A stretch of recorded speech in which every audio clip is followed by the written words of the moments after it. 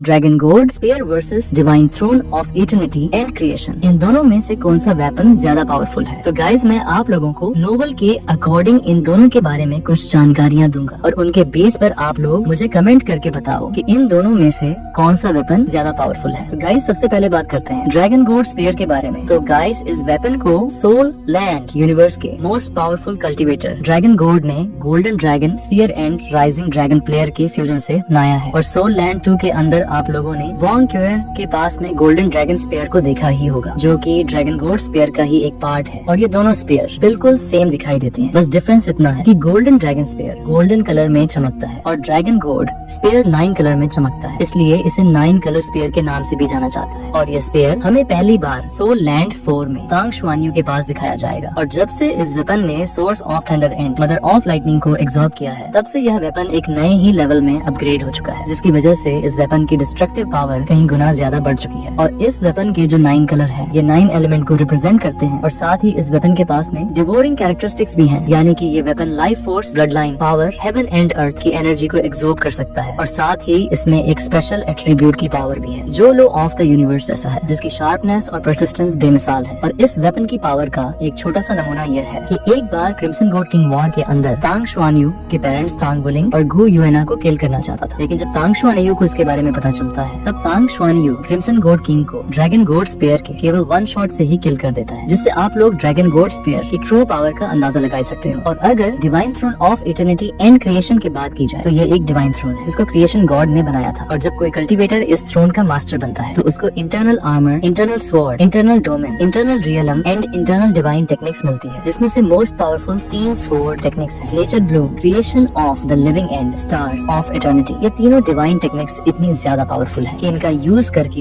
एक नया वर्ल्ड बनाया जा सकता है। और साथ ही ये थ्रोन हर तरह के ब्लैक होल को रिवर्स कर सकता है एंड अपने ऑनर को यूनिवर्स लेवल पर creation power and control ability देता है। एक तरह से इस थ्रोन का मास्टर पूरे यूनिवर्स का रूलर होता है। तो गाइस ये थी इन दोनों वेपन से रिलेटेड कुछ इन्फॉर्मेशन जो मैंने आपके साथ शेयर की है। बाय द वे आप लोग मुझे कमेंट करके बताओ कि अगर आप लोगों को इन दोनों वेपन में से किसी एक वेपन को चूज करने का मौका मिले, तो आप कौन सा वेपन चूज करोगे, ड्रैगन गॉड स्पीयर या फिर divine throne of eternity and creation?